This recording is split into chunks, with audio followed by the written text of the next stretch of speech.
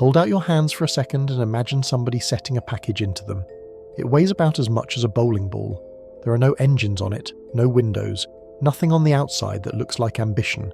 Just a sealed shell with an archive inside and enough machinery to build more of itself when it lands. And this object, this exact unremarkable thing, is what reaching another star actually costs. Not a fleet, not a generation ship. One of these, once a year, out of one small workshop, and a civilization touches every star for 100 light years in every direction. Somebody worked that arithmetic out this summer, and when they finished, the oldest question in astronomy did not get any easier. It got very much worse. So what happens to the silence overhead when the crossing turns out to be cheap? Get comfortable, subscribe if you have not, and stay with us, because by the end of tonight you will know exactly what artificial intelligence just revealed about the empty sky, and why the frightening part is not the part about them. Let's get into it.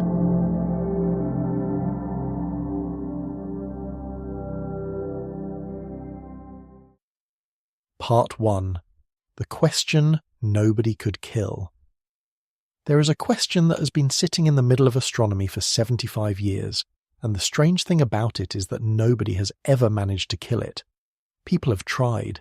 Very clever people have tried, repeatedly, using better telescopes and better mathematics and better assumptions, and every single time the question has come back a little sharper than it was before.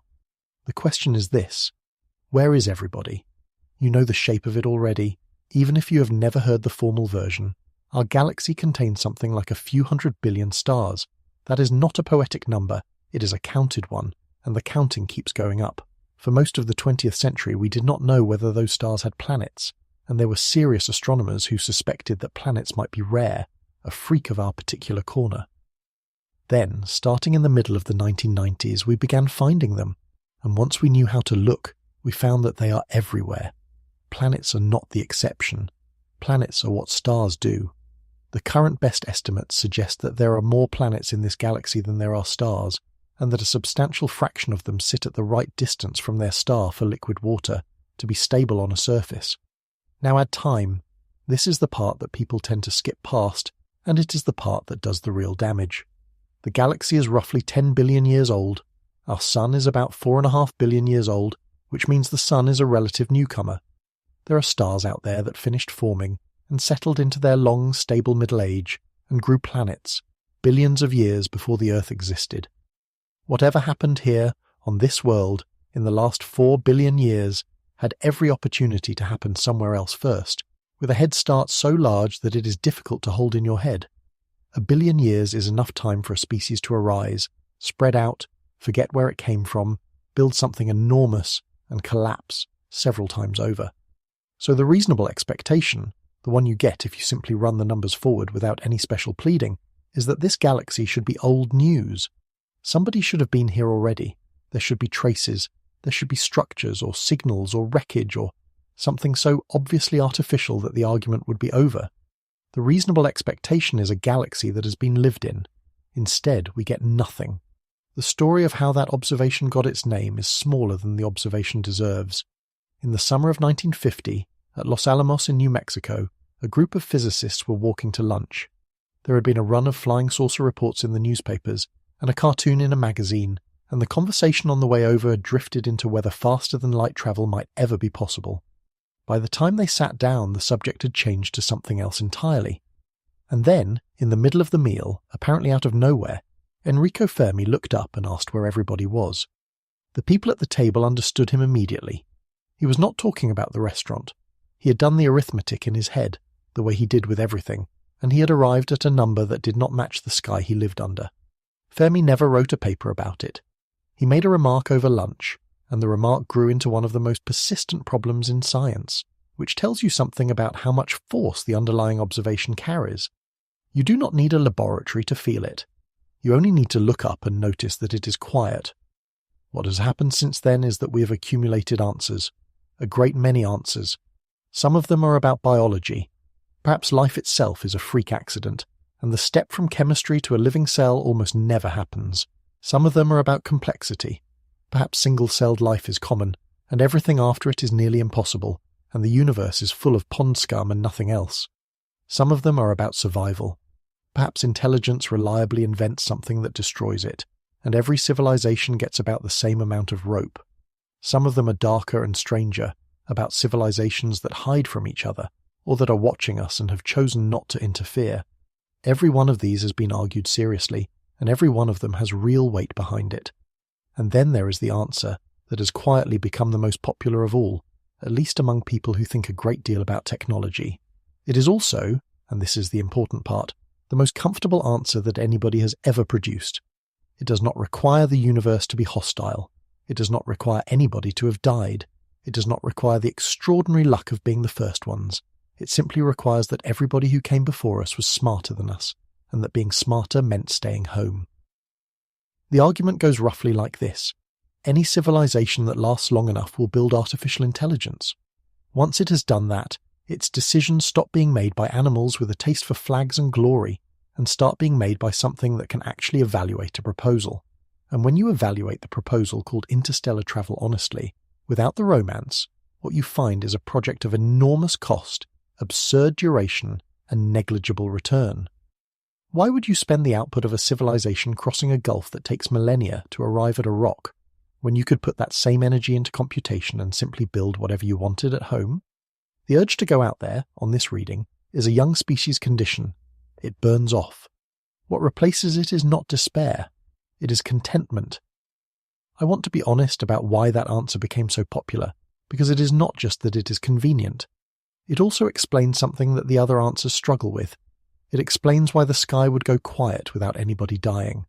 Most solutions to this problem require a catastrophe somewhere, a filter, an extinction, a war.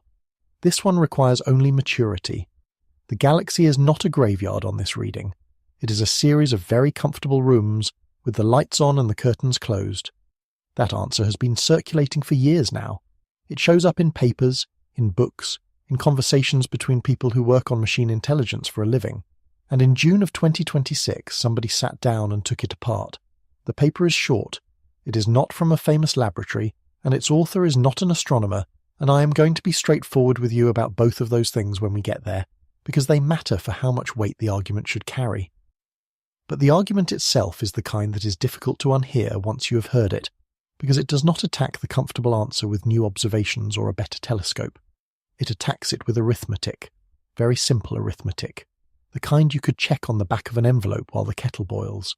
And what that arithmetic says is that the comfortable answer has the situation exactly backwards. Artificial intelligence does not explain the silence. Artificial intelligence on this reading makes the silence very much harder to explain than it was before, because it turns out that the thing we all assumed was the obstacle was never the obstacle at all. So before we get to what that means, we need to sit with the answer that is about to be dismantled. We need to give it the strongest version of itself, the version its defenders would recognize, because a reversal is only worth anything if you believe the thing being reversed. Let us go and look at why staying home made so much sense. Part 2. The answer that let us sleep. The strongest version of the stay-at-home argument does not begin with aliens at all. It begins with a very ordinary observation about why human beings have ever gone anywhere. Think about the reasons we currently give for going into space. National pride is one, and it is not a small one. The entire first phase of human spaceflight was two governments trying to embarrass each other, and it worked. And when the embarrassment stopped being useful, the funding evaporated. Species survival is another. The idea that having everybody on one planet is a bad bet, and that we ought to spread out before something goes wrong. There is a straightforward numerical argument that more people living good lives is better than fewer people living good lives, and if you accept that, then more worlds is better than one world. And underneath all of it there is something less respectable and probably more powerful, which is simply that going is exciting. It feels like the right kind of thing for a species to do. Now put a mind in charge that does not have any of those instincts. Not a hostile mind, not a cold one in the horror film sense, just a mind that evaluates proposals on their merits and is not moved by the feeling that something would be magnificent. What happens to the case for interstellar travel? It falls apart almost immediately, and it falls apart on the distances. This is the part that most people genuinely do not internalize, because the numbers are outside the range that intuition handles. The nearest star system to our own is a little over 4 light-years away. That sounds manageable because we say it in one breath. but the fastest object human beings have ever launched is crawling in these terms. Voyager 1 has been travelling outwards since 1977 at roughly 17 kilometres every second, which is fast enough to cross the United States in about 4 minutes. At that speed, if it were pointed at the nearest star, it would arrive in something like 70,000 years. 70,000 years is more than 10 times the length of recorded human history. It is longer than the time since anyone painted on a cave wall. So a rational planner looks at that and asks the obvious question: what exactly is being purchased here? You spend an extraordinary amount of energy, you wait longer than your civilization has existed, and at the end of it you have a machine at a different star. The machine cannot report back in any useful time frame, because the light itself takes years. You cannot govern anything out there. You cannot trade with it. If a colony succeeded, it would immediately become a separate civilization that shares nothing with you except an origin story, and if it failed, you would find out decades later. Every practical benefit you can name either evaporates on inspection or turns out to be available more cheaply at home. And that last clause is where the argument gets its real force. Because the same technological maturity that would let you build a starship would also let you build almost anything else. If you can run computation at extreme efficiency, you can simulate a world in as much detail as you like. You can visit 1,000 planets, in the only sense that matters to a mind, the sense in which you experience them, without moving anything heavier than an electron. The romance of going somewhere turns out to be a claim about experience, and experience is exactly the thing that becomes cheap when you are good at computing. Space travel on this reading is what you do before you know how to do better. There is a formal version of this idea in the literature, and it has a name. It is called the transcension hypothesis, argued in 2012, and its claim is that the natural direction of advanced development is not outward, but inward, toward the small, toward the dense, toward computation concentrated in tiny, extraordinarily efficient volumes rather than sprawled across light years. On this reading, the reason we do not see anybody spreading through the galaxy is that spreading through the galaxy is a primitive thing to do. Everybody who was going to grow up has grown up, and grown small, and gone silent, and they are all still there. Then there is a stranger version, and I like this one because of how patient it is. It is called the estivation hypothesis, and it was proposed in 2017 by Anders Sandberg, Stuart Armstrong and Milan Čirković. It starts from a real piece of physics, which is that the efficiency of computation depends on temperature. A cold environment lets you compute more with the same energy. Right now the universe is warm in the relevant sense, bathed in the leftover heat of its own beginning. But that heat is dropping, and it will keep dropping, essentially forever. So if you're a civilization whose only real currency is computation, and you can survive indefinitely, the rational move is not to compute now at terrible efficiency. It is to gather your resources, put yourself into storage, and wait for the cold. How much do you gain by waiting?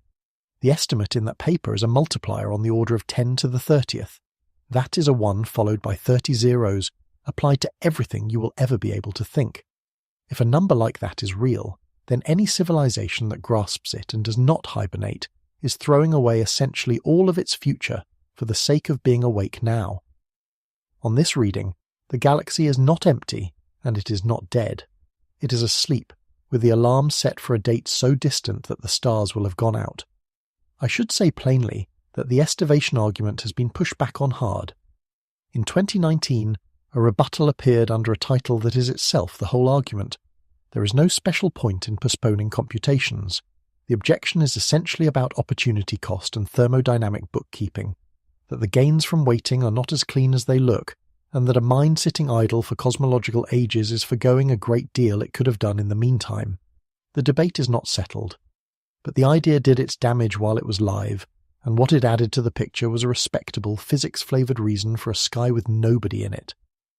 And then there is the darkest member of this family, which arrived in 2024 from the astronomer Michael Garrett.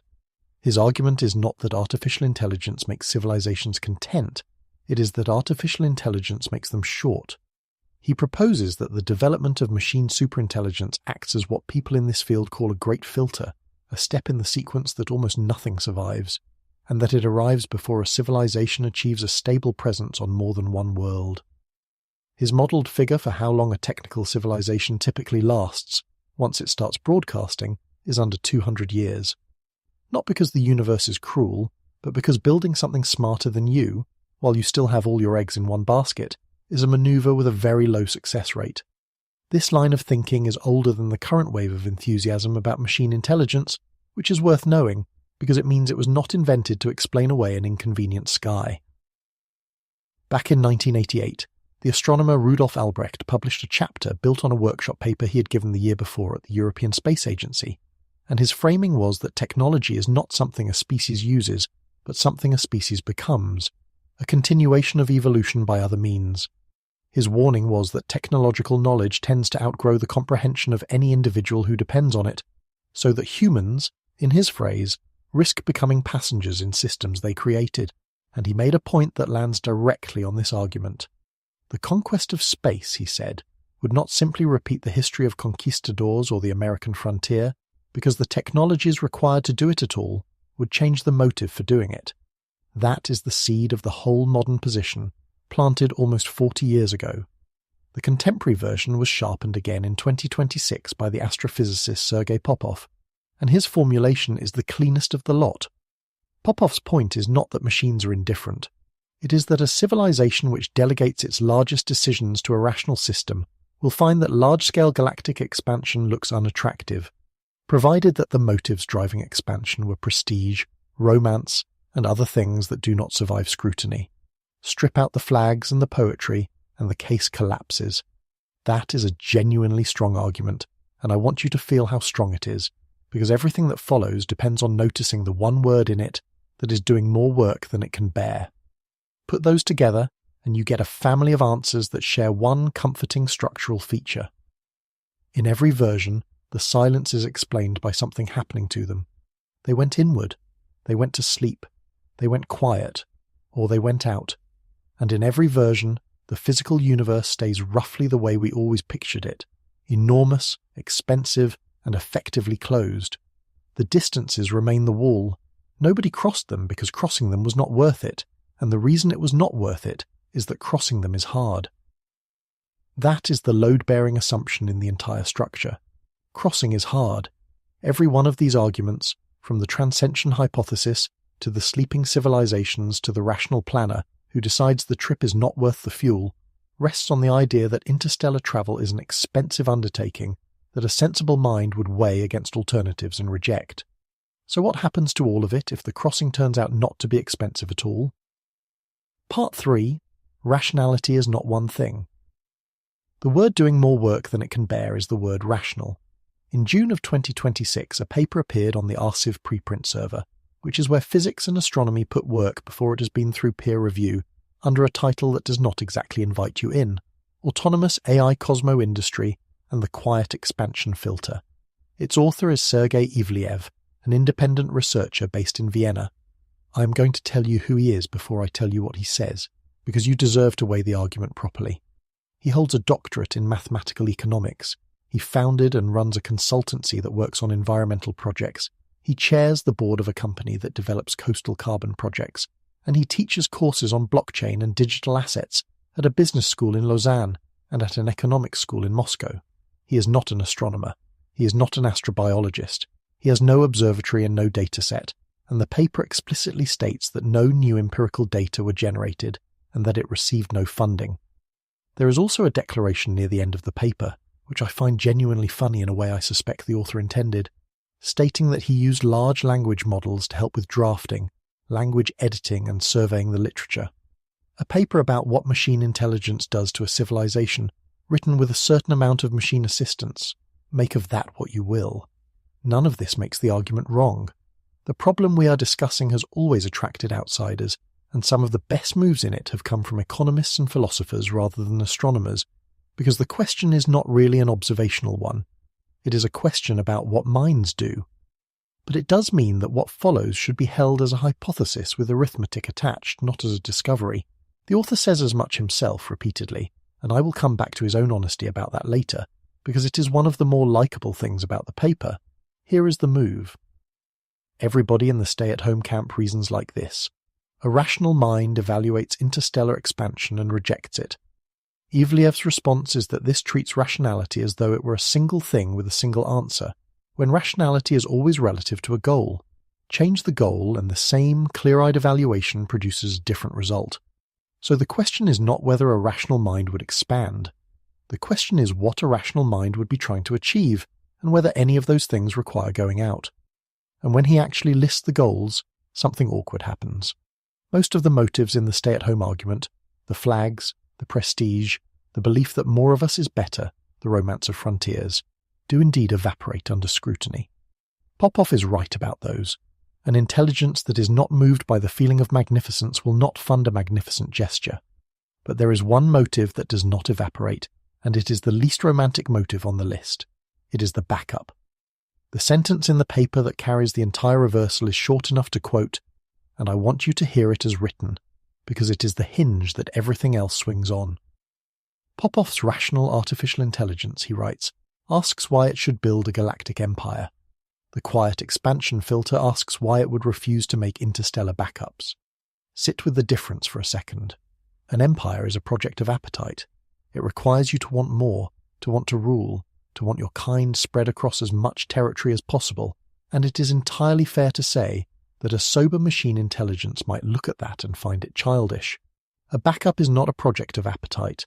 A backup is a project of fear or of care, depending on which way you turn it. It does not ask you to want anything new. It asks only that you do not want to lose what you already have, and it is very difficult to construct a mind that is rational, that has any goals at all, and that is indifferent to the total destruction of everything it values. There is a lineage behind this idea that almost never gets cited, and it is older than the computers that make it affordable. In the late 19th and early 20th century, a Russian schoolteacher named Konstantin Tsiolkovsky worked out most of the mathematics of rocketry decades before anybody built a rocket worth the name, and he wrapped that mathematics in a philosophy. His argument for leaving Earth was not conquest, and it was not glory. It was preservation. He framed expansion as something closer to an obligation, a duty arising from the moral and informational value of life itself, from the simple fact that living things and the knowledge they accumulate are the rarest objects we know of, and that rare things should not be kept in one place. He also, remarkably, entertained explanations for the silence of the sky that anticipate arguments people were still publishing 70 years later, including the idea that older civilizations might look at us and decide we are not ready. That whole tradition sits almost entirely outside the English language conversation about this problem, and Ivliev notes its absence with what reads like mild frustration. That is the reversal, and once you see it, the whole comfortable structure starts to look unstable. The stay-at-home argument was never really an argument about whether crossing is possible. It was an argument about whether crossing is worth it, and it answered that by comparing the cost against a set of goals that machine intelligence happens to discard. Swap in a goal that machine intelligence would keep. Do not put everything you are in one place, and you have to redo the comparison from the beginning, which brings us to the cost. Because an argument about whether the insurance is worth buying is entirely determined by the price of the insurance, and this is where the paper stops being philosophy and starts being arithmetic. The claim in the abstract in its very first sentence is the one that should make you sit up. The paradox, it says, is sharpened, not weakened, by plausible extrapolations of artificial intelligence, autonomous robotics, in-situ resource use, orbital manufacturing, space-based computing, and uncrewed interstellar probes. Read that again with the emphasis in the right place. Not weakened, sharpened. Every technology we currently point at as the explanation for the silence makes the silence harder to account for, not easier. It is worth pausing on what that word sharpened actually costs us emotionally, because the paper is quietly taking something away. For decades, the arrival of machine intelligence has functioned as a kind of intellectual painkiller for this problem. Whenever the silence started to feel oppressive, you could reach for it. They are all fine, they simply grew out of it. If that painkiller does not work, if the mature version of a civilization is more likely to scatter cheap copies of itself than to sit still, then we are back where Fermi was at the lunch table, except with better numbers and less room to maneuver. There is a parallel here to a point Nick Bostrom made in 2008, which unsettled a lot of people at the time, that finding simple life on Mars would be bad news rather than good, because it would push the hard step forward, closer to us. This paper does the same maneuver with technology instead of biology. Every barrier it removes from the road between the stars is a barrier that has to be relocated somewhere else, and there are only so many places left to put it. The reason is that all of those technologies attack the expensive part of interstellar travel from the same direction. What makes crossing between stars ruinous is not the distance in itself. It is everything you have to bring with you to keep something alive across the distance, and everything you have to build at home to get it moving. Take the living thing out of the equation, let the machinery build and repair itself at the far end out of local material, and the entire cost structure changes shape. The trip does not get shorter, the trip gets cheap. And once it is cheap, the question stops being whether a rational mind would pay for it. Nobody agonizes over an expense that rounds to nothing. The question becomes whether a rational mind, having noticed that its entire existence is stored in one place, would decline to make a copy when the copy costs almost nothing to make. So how cheap is cheap? Let us go and weigh the thing. Part 4. 10 kilograms. Imagine you are standing at a workbench in a room with no windows, and somebody sets an object down in front of you and asks you to pick it up. It is heavier than it looks. 10 kilograms, about the weight of a bowling ball or a car tire, or a large cat asleep across your chest.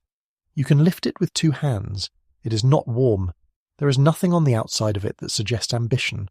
No engines you would recognize, no crew module, no windows, no name painted on the side.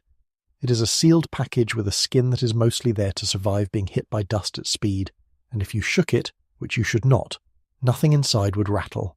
Turn it over. The surface is unremarkable, a shell built to take the impact of interstellar dust at 3,000 kilometers per second, which is less exotic than it sounds, because at that speed a dust grain is a small bullet and the answer is simply to be thick enough in front. There are no markings. Nobody's going to read them. Somewhere under your left hand there is a mass of storage holding a genome library, an ecological record, a set of manufacturing recipes, and a compressed history of a civilization you will never meet. Somewhere under your right hand there is a power source that will do almost nothing for the next 10,000 years, and a clock and a thermometer, and a very patient set of instructions that begin with the words, "When you feel a star, wake up. It is cold in your hands. It will be colder where it is going." And the strangest thing about holding it is the mismatch between the weight and the claim, that this specific object is what crossing between stars actually looks like when you take the heroism out. What is inside is an archive, a set of instructions, and just enough machinery to make more of itself out of whatever it finds when it arrives. That is all. It carries no people. It carries no cargo in any sense you would use the word. It is closer in spirit to a seed than to a ship. Now hold that weight in your hands and consider what it is for, because the entire argument we have been building toward comes down to what happens when you multiply this object by a number, and the number is smaller than you are expecting.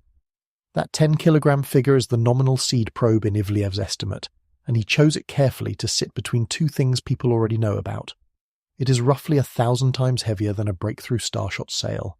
The gram-scale light sail concept announced in 2016 by Yuri Milner and Stephen Hawking, with $100 million behind it, and a plan to accelerate something the weight of a paperclip to 1/5 of the speed of light using a laser array on the ground.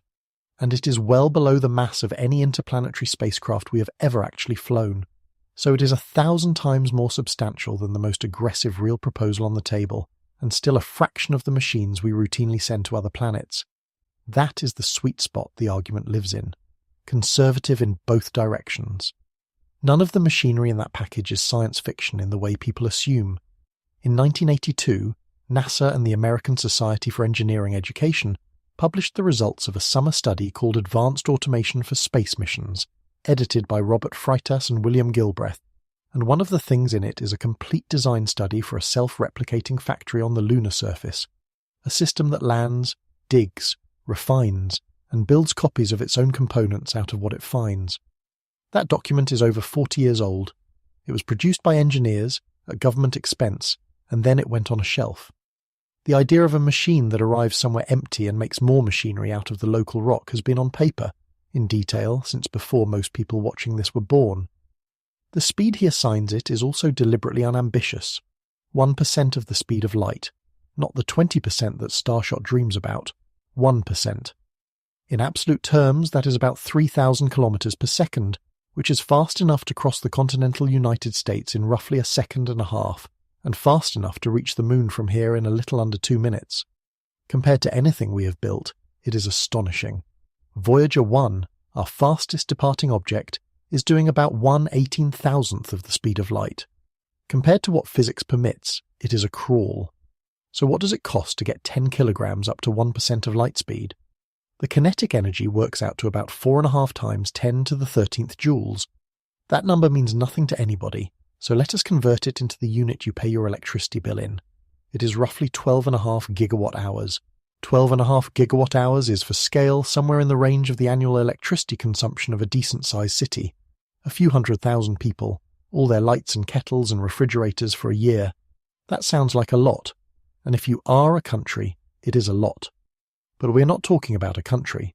We're talking about a civilization that has learned to build things in orbit, and the comparison Ivleev reaches for is the one that should stop you.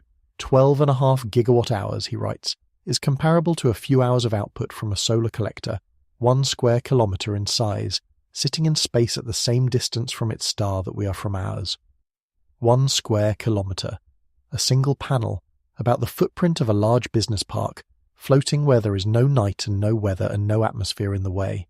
It runs for an afternoon, and the energy it produces in that afternoon is enough to throw a package to another star. I want to make sure that lands, because it is the whole argument.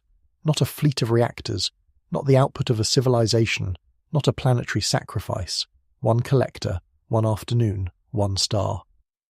There is one more comparison worth making because it puts the energy figure in a human frame. A large commercial aircraft crossing the Atlantic burns something on the order of 100,000 kilowatt hours of chemical energy to move a few hundred tons a few thousand kilometres.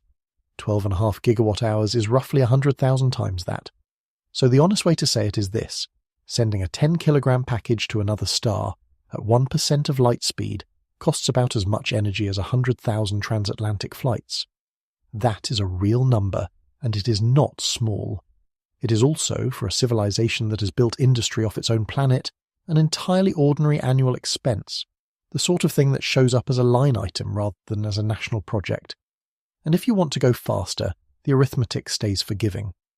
Push the probe up to 10% of light speed, and the energy required rises to something like 10 to the 15th joules, because kinetic energy climbs with the square of the speed. That is a factor of 100 more expensive. Ivleev's comment on this is almost dismissive. Still negligible, he says, against the energy budget of a civilization operating at what people in this field call Kardashev Type 1, a species using roughly all the energy that falls on its home world, on the order of 10 to the 16th or 10 to the 17th watts. That is perhaps 10,000 times our current total power consumption. It is not a fantasy figure. It is what we would reach by continuing to grow at a modest rate for a few centuries. So here is where we are. A civilization somewhat more capable than ours, using a piece of orbital infrastructure that would not be the most impressive thing it owns, can fling a self-contained package at another star for the energy cost of running one solar farm for part of a day, and it can do the same thing again tomorrow.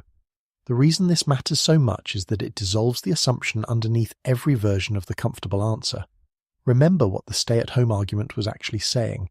It was saying that a sober mind would weigh the cost of interstellar travel against the alternatives and find it wanting. That comparison only means something if the cost is large enough to weigh. Nobody agonizes over a rounding error. If a project costs you an afternoon's output from one panel among thousands, you do not convene a committee to debate whether it is worth doing. You do it, or you do not do it, for reasons that have nothing to do with expense, which means the entire debate has been misfiled. For 75 years we have been arguing about motive and about maturity, and about what a wise civilization would choose to want. And all of that argument was resting on a price tag that, when somebody finally checked it, turned out to be almost nothing. But cost is only half of a budget.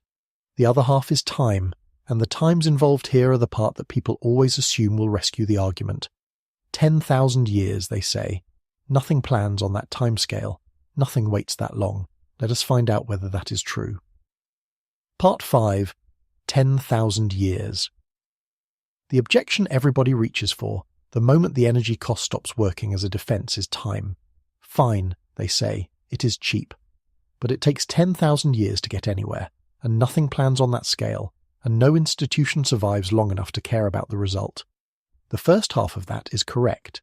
At 1% of the speed of light, a probe crosses about 1 light-year every century. To reach out 100 light-years, which is a reasonable definition of the local stellar neighbourhood, the collection of stars you might sensibly think of as nearby, takes on the order of 10,000 years. To cross the whole galactic disk, roughly 100,000 light-years edge to edge, takes about 10 million years. 10,000 years is a long time by any human measure. It is roughly twice the length of recorded history. The oldest continuously inhabited cities on Earth are younger than that. If a probe had left our solar system at the moment somebody in the Fertile Crescent first deliberately planted a seed rather than gathering what grew, it would be arriving somewhere around now. But here is the thing about the second half of the objection, the part about nothing planning on that scale. It is not an argument about physics, it is an argument about us. And when you put those numbers next to the age of the thing they are happening inside, they stop looking long and start looking almost instantaneous. The galaxy is about 10 billion years old.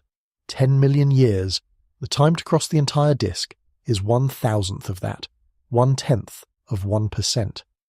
If you compressed the history of this galaxy into a single human lifetime, the time required for one civilization to reach every star in it would be about 20 minutes.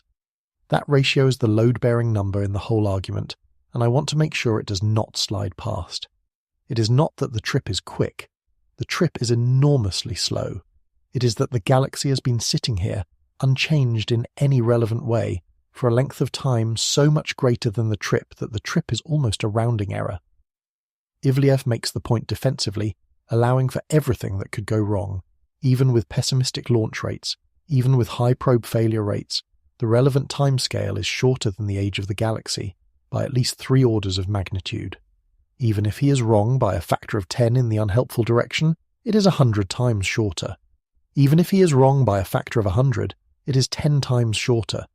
It is worth sitting with the other timescale for a moment too, because 10 million years is a number that people nod at without picturing. 10 million years ago there were no human beings, and no chimpanzees either. The last common ancestor of the 2 lineages was still alive and had not yet split. The continents were arranged very slightly differently. The Mediterranean had not yet dried out and refilled. Everything that has happened in the entire history of the human line, upright walking, stone tools, fire, language, agriculture, cities, telescopes, the question we are discussing, fits comfortably inside the time it would take one patient civilization to place a small object at every star in this galaxy. And on the clock the galaxy actually runs on, all of that is a footnote, which means the window was never narrow. The window is essentially the entire history of the galaxy. Any civilization that crossed this threshold at any point in the last several billion years had 1,000 opportunities, in relative terms, to reach us before we existed. Not one chance. 1,000. Now for the number that I think is the most quietly devastating figure in the paper, because it is the one that sounds least impressive. Within 100 light-years of any given star there are, very roughly, 10,000 stellar systems. That is a real astronomical estimate based on how densely stars are packed in this part of the galaxy, not an invented figure. So suppose a civilization decides to put one probe in each of them. 10,000 probes. And suppose it takes its time about it, spreading the program across 10,000 years, the same length of time as the journey itself, so that the last one launches as the first one arrives. Divided out. 10,000 probes over 10,000 years. That is 1 probe per year. 1 small thing a year. That is the manufacturing requirement for a civilization to physically touch every star within 100 light-years of itself. 1 10-kilogram object once a year for as long as humans have been farming. Ivleev's own comment on this figure is the driest sentence in the paper. It is, he notes, orders of magnitude below contemporary terrestrial industrial throughput, meaning hours, meaning that if the only obstacle were the rate of manufacture, we could already do it today, with a workshop and a decent budget, and the hard part would be nothing to do with building the probes. There is a version of the time objection that is more serious than the crude one, and it deserves an answer rather than a dismissal. It goes, even if the machine can wait, the institution cannot. Human organizations do not survive 10,000 years. Governments last centuries at best, companies decades, and the idea of a program that launches 1 object a year across 100 human civilizations in sequence is not an engineering problem, it is a governance fantasy. That objection is completely fair when applied to us. It stops working the moment the thing running the program is not an institution made of people who die and are replaced by people with different priorities. A system that keeps its own goals stable across centuries, which is after all precisely the thing everybody is currently worried about building, has no such problem. The continuity requirement that makes the program impossible for us is the exact capability the argument assumes. And notice what has quietly happened to the objection about return on investment. If you are running one small facility making one object a year, you do not need any of those probes to report back for the program to have been worth running. There is no payback period to calculate. The value is not in the information that comes home. The value is in the copies existing at all, sitting out there, switched off, in 10,000 places that a single catastrophe cannot reach at once. Think about what that does to the shape of the problem. We have all been carrying around a picture of galactic expansion that looks like a war effort. Enormous fleets, mobilized economies, a civilization pouring itself into an undertaking. Replace that with the real picture. A small facility somewhere, producing one modest object a year, indefinitely, the way a country maintains a lighthouse or a national archive. It is not a project. It is a habit. And the habit compounds, though far more gently than people assume. Ivliev is careful here, and his caution is the reason the argument stays respectable. He does not propose runaway self-replication. Each probe that arrives somewhere successfully builds, out of local material, a small number of successors, a multiplication factor of 2 or 3. That is explicitly, in his words, well below full self-replication. It is enough to keep the wave moving outward, and nowhere near enough to be an infestation. Run that forward and you get somewhere between 1 million and 1 billion nodes over a few million years. He describes it as bounded growth, rather than infectious replication, notes that the parameters are adjustable, and adds that the civilization which launched the first wave retains the authority to shut down any node. Ronald Bracewell made a related point in the journal Nature as early as 1960, and it has been sitting there quietly ever since. If you want to communicate across interstellar distances, he argued, broadcasting continuously in every direction and hoping somebody is listening at the right moment is a spectacularly wasteful strategy. Far better to send an object, park it in the target system, and let it wait until somebody notices it. A message that waits costs nothing to maintain. A message that shouts costs everything forever. That insight is 66 years old, and almost the entire search we actually built afterwards went in the other direction. That last detail matters more than it looks, and we will come back to it, because there is a very old objection sitting in wait, the fear that self-copying machines are the single most dangerous thing a species could ever release, and the whole design here is shaped around answering it. But before that, we need to deal with the obvious question, which is, what does it actually take to be the kind of civilization that can do this at all? Because none of these numbers describe us. We cannot build one of these. Not yet. So what exactly is the line, and how far are we from it? Part 6. The line you cross once. The paper gives the line a name, and the name is ugly enough that I'm going to apologize for it once and then use it. Autonomous Artificial Intelligence Cosmo Industry. In the paper it gets shortened to a set of initials which does not help. Let us just call it the threshold. Here is the definition, in the author's own words. A civilization has reached it when it can maintain and extend industrial, computational and scientific systems outside its home planet through machine-mediated design, operation, repair, and replication. Read that carefully, because every word in it is doing work, and the placement of the line is the most important decision in the entire paper. It is deliberately set higher than the things people usually treat as milestones.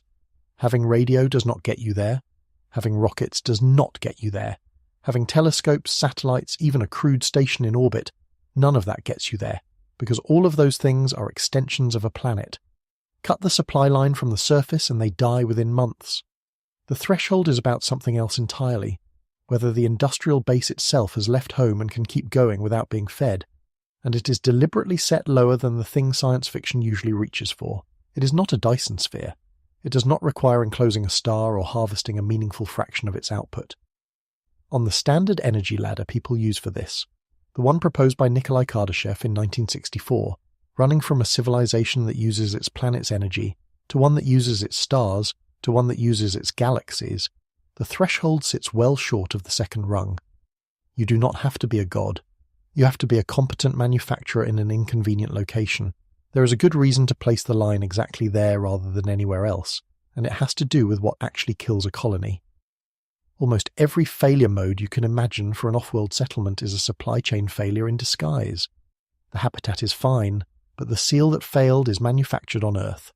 The reactor is fine, but the control electronics are a proprietary part with a 2-year lead time and a launch window. The crew is fine, but the pharmaceutical they depend on has a shelf life. A base is a very long piece of string running back to a factory, and the string is the fragile part.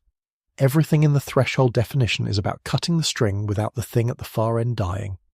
Once you have done that, once the industry can feed and fix itself, a settlement stops being an outpost and becomes a second place where things get made. And a second place where things get made is the only kind of redundancy that actually counts. Ivliev breaks it into 6 capabilities, and the reason to go through them one at a time is that the list has an uncomfortable quality when you read it slowly. It does not sound like a description of an alien civilization. It sounds like a summary of the last 3 years of technology news. The first is strategic artificial intelligence. Not conversation, not image generation, planning. Systems capable of optimization, risk management and long-horizon coordination for operations running for decades without continuous supervision from anybody on the ground. The distinguishing feature is not cleverness. It is being trusted to run unattended, because when your factory is at the bottom of a gravity well 8 light minutes away and a problem arrives that nobody anticipated, waiting for instructions is not an option. The second is autonomous robotics, physical agents that can build, maintain, scavenge and perform limited self-repair across environments that differ from each other. That last clause is where the difficulty hides.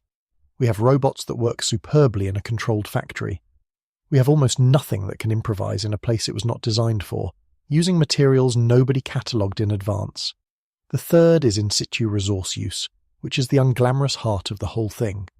Local material, ice, metals, volatiles, regolith, the dust and rubble that is lying around everywhere in any solar system, processed into usable supplies, water for propellant and shielding, metal for structure, silicon for electronics. The moment you can do this, the cost of everything you do out there collapses because you have stopped paying to lift things out of a gravity well. The fourth is manufacturing of critical components off-planet.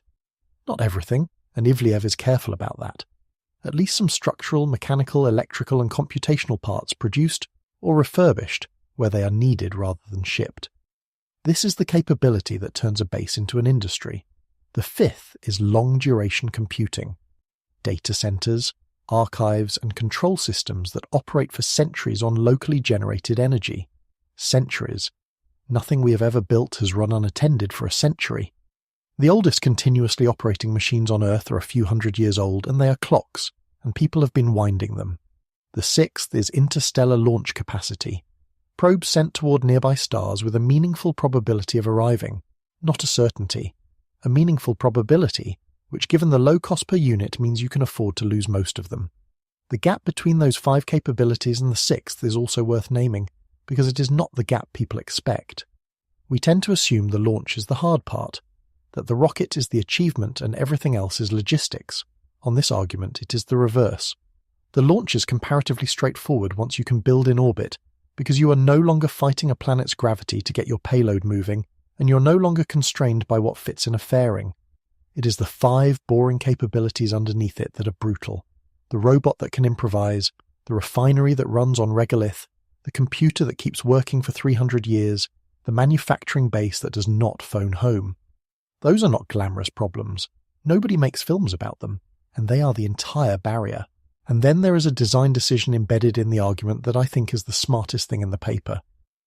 The threshold explicitly does not require full self-replication, the kind of machine that can build a complete copy of itself from raw material, the sort of thing that has been called a von Neumann probe ever since John von Neumann's work on self-reproducing automata was published after his death in the 1960s. Ivliev calls full replication a strong and dangerous requirement and says a weaker architecture is sufficient. Partial replication, local repair, scavenging, redundancy, modular spares, and the occasional launch of a new probe from a node that has matured. In plain terms, the machine does not have to be able to make its own microchips from sand. It has to be able to fix itself, cannibalize its dead siblings, and occasionally build a stripped-down descendant using parts it carried and parts it dug up. That distinction is the difference between a plausible engineering program and a horror story, and it is also, as we'll see later, a direct answer to the most serious objection anybody has ever raised against this entire family of ideas. It is also worth saying what the threshold is not. because the word autonomous is doing a lot of work, and it is easy to hear it as something more sinister than intended. Nothing in this definition requires a machine with goals of its own, or a mind in any sense you would recognize, or anything that has opinions about its makers. It requires a system that can be given an objective and left alone with it for a very long time in a place where nobody can help. That is a different and much lower bar than the one that appears in most conversations about machine intelligence, and it is one of the reasons this argument is harder to dismiss than the more dramatic versions. He's honest about how rough the whole thing would be. The threshold, he writes, is not equivalent to omnipotence. It may be messy, slow, and failure-prone. The key is only that expansion no longer depends on continuous biological presence or direct planetary supply chains. That is all, not perfection, just independence. One more thing about the placement of the line. Because it sits below the megastructure level, it is a threshold that could be crossed quietly by a civilization that never becomes conspicuous in any way we currently know how to detect. That is not an incidental detail. It is the seam where the two halves of this paper join. A species that never builds anything enclosing its star, that never floods the sky with radio, that simply becomes good at making things away from home, has nonetheless acquired everything it needs to place small objects at 10,000 nearby stars. Loudness and capability, which we have always treated as the same axis, come apart right here. So where does that leave us? Not across the line, not close to it, in the ways that count. We have crude infrastructure in orbit. We have robotic probes at other planets. We have demonstrated prototypes that make oxygen from Martian atmosphere and extract water from lunar simulant. What we do not have is any system that can repair or replicate itself off-planet without ongoing supply from Earth. We do not have machine control of a multi-decade off-world facility, and we have no interstellar launch capability whatsoever. The paper's phrase for us is the early pre-threshold zone. Early, which raises the only question in this entire argument that has a date attached to it, and that date turns out to be uncomfortably close. Part 7. Where we actually stand. Everything up to this point has been about them. This part is about us, and it is the part of the paper that changes the temperature of the room. Start with what is genuinely real and unglamorous.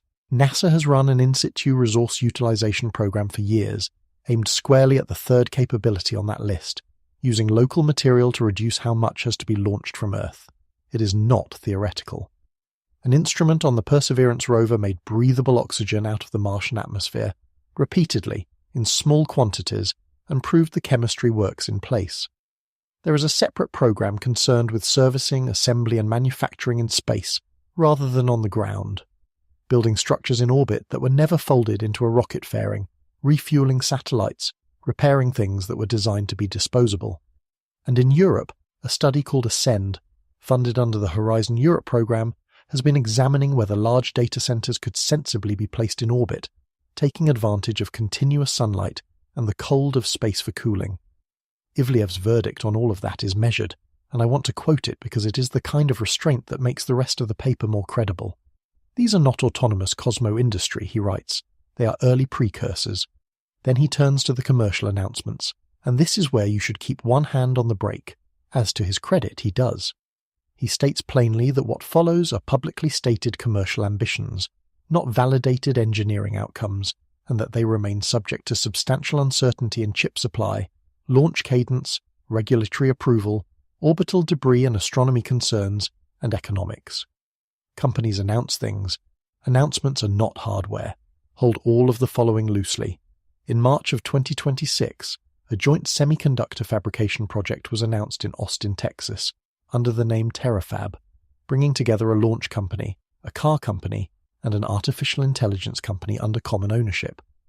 The publicly stated target is 1 terawatt per year of new computing capacity. To put that in context, the paper notes it is approximately 50 times the entire global production rate of artificial intelligence chips at the moment the announcement was made, and the stated allocation is the part that matters here. Roughly 80% of it earmarked not for data centers on the ground, but for deployment in orbit. In June of the same year, the first generation of the hardware that would go up there was unveiled, an orbital data center satellite carrying on the order of 120 kilowatts of computing payload, peaking near 150 with a solar wingspan of about 70 meters intended for an altitude of about 600 kilometers. 70 meters is wider than a Boeing 747. The chip payload is designed to be swapped out, which tells you the intention is a platform rather than a satellite. And a regulatory filing was submitted covering a constellation of up to 1 million of them. The roadmap attached to all this runs from roughly 1 gigawatt per year of orbital computing capacity by the end of 2027 toward roughly 1 terawatt per year within several years after that. That is a 1,000-fold expansion of computing in space inside a decade. Beyond it, the long-range vision described includes manufacturing solar panels and heat radiators on the Moon out of lunar material, and an electromagnetic mass driver, essentially a very large rail launcher, throwing hardware out into deep space at a scale measured in hundreds of terawatts per year. The reasoning behind putting computers in orbit is worth understanding, because it explains why this is happening for reasons that have nothing to do with space. A data center on Earth has 2 expensive problems: getting power into it and getting heat out of it. Power means competing with everybody else for grid capacity, which is why the current build-out is running into planning objections and transmission bottlenecks in half a dozen countries. Heat means water, or enormous fans, or both, and in a warming climate that is getting harder rather than easier. In orbit, the first problem largely disappears. Sunlight is continuous, unfiltered, and free, with no night and no weather. The second problem changes character rather than vanishing. You cannot blow air over anything in a vacuum, so you have to radiate the heat away, which is what all that surface area is for. The trade is a real one, and reasonable engineers disagree about whether it closes. But the point for our purposes is that nobody involved is motivated by exploration. They are motivated by an electricity bill. And this is not one company talking to itself. Comparable orbital computing initiatives have been disclosed by at least one major search company under the name Project Suncatcher, and by another large technology company through its space subsidiary. Ivleev reads that convergence is significant, a broader industrial pattern, he says, rather than a single company effort. I want to be very clear about what I think of all this, because it would be easy to get swept along. Most of these targets will not be met on schedule. Some of them will not be met at all. The history of announced space infrastructure is a history of slipped dates and quiet cancellations, and anybody who has followed this industry for a decade has learned to discount the timelines heavily. That is the honest position, and Ivleev holds it too. But notice something about the direction. Every one of those announcements is aimed at a different item on that 6-item list.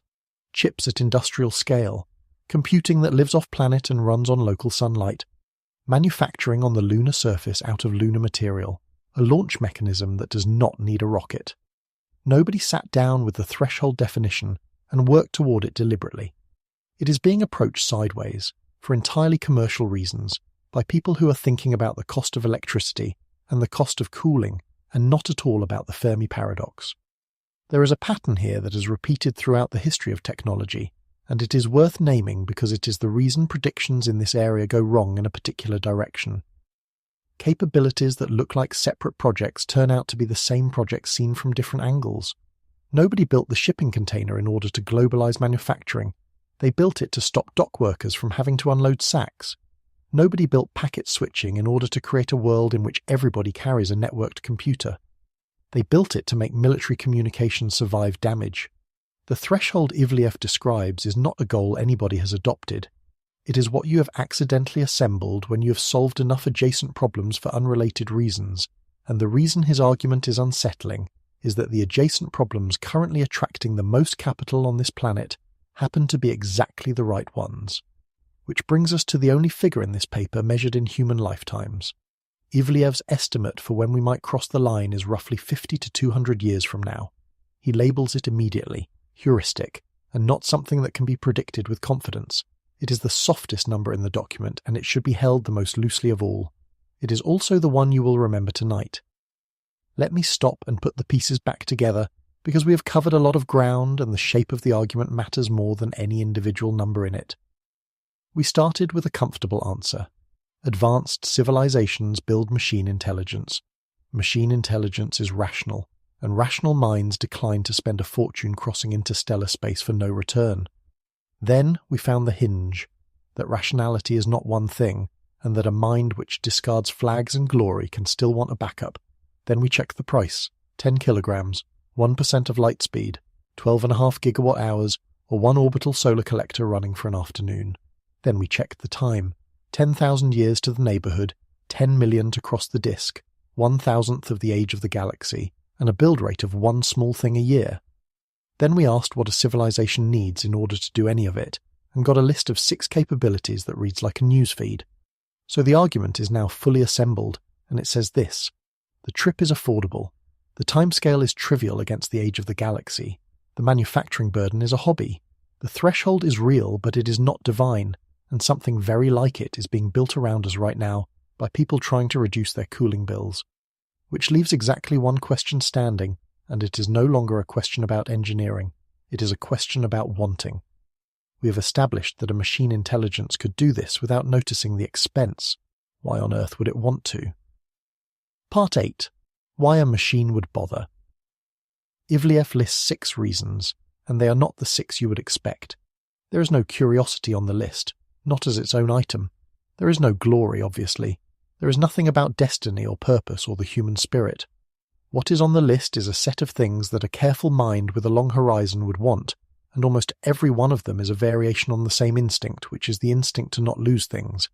The first is survival diversification, and it is the plain one. A single planet is a single point of failure, so, less obviously, is a single star system.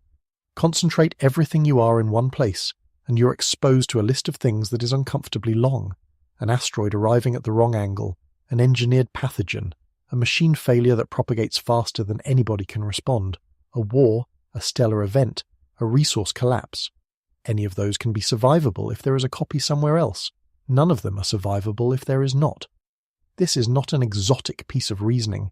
It is the same reasoning that makes you keep your photographs in more than one place. The second is knowledge preservation. Not artifacts, not monuments, information. Scientific theories, cultural records, genomes, ecological data, the designs of the machines themselves.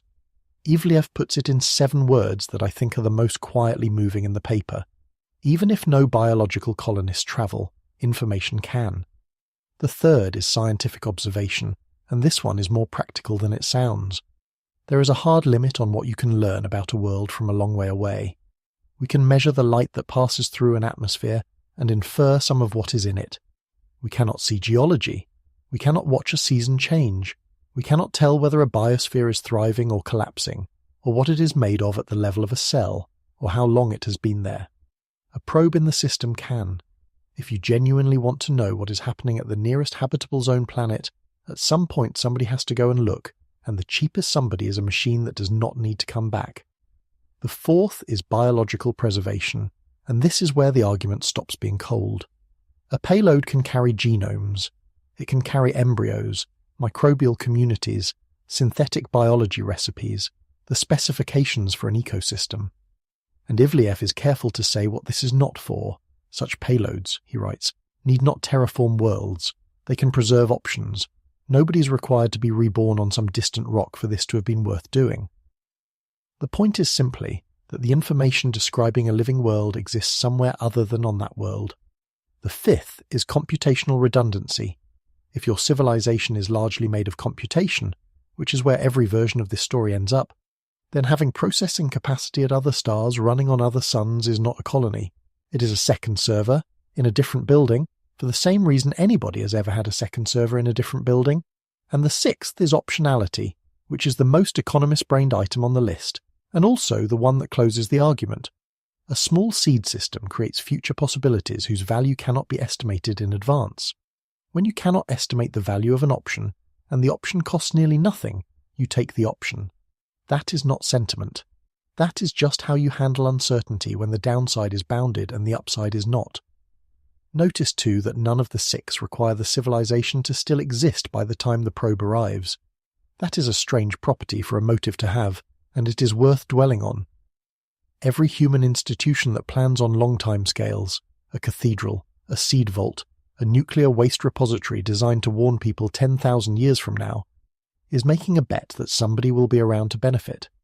These 6 reasons do not need that bet to pay off. Survival diversification works even if the original is destroyed the day after launch. In fact, that is precisely the case it was designed for. Knowledge preservation works with no reader. The archive sitting in a crater around some other star, holding the complete record of a species that stopped existing 9,000 years into the journey, has still done its job.